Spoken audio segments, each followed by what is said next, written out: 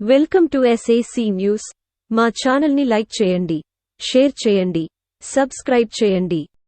శ్రీ సత్యదేవ నర్సరీలో వనగణపతి. తూర్పు గోదావరి జిల్లా కడియం శ్రీ సత్యదేవ నర్సరీ పుల్లా చంటీయ నర్సరీలో భారతదేశంలో జరుపుకునే ప్రాముఖ్యమైన పండుగలలో వినాయక చవితి ఒక పండుగ. పార్వతీ, పరమేశ్వరుల కుమారుడైన వినాయకుని పుట్టినరోజు సందర్భంగా వినాయక చవితిని జరుపుకుంటారు. ఈ సందర్భంగా శ్రీ సత్యదేవ నర్సరీలో వనగణపతి వినాయకుడికి ప్రీతికరమైన, ఇష్టమైన వెలగకాయలు, మారేడుకాయలను ఉపయోగించి వినాయకుని ప్రతిరూపమును చేయడమైనది.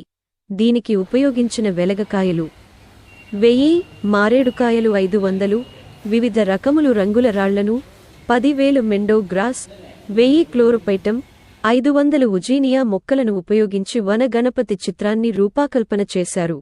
వనగణపతి పర్యావరణ పరిరక్షణ ప్రాధాన్యంగా వినాయక చవితి వేడుకలు నిర్వహించుకోవాలని కడియపులంకలోని శ్రీ సత్యదేవ నర్సరీ అధినేత డాక్టర్ పుల్లా చంటీయ వారి కుమారుడు పెద సత్యనారాయణ గారు అన్నారు.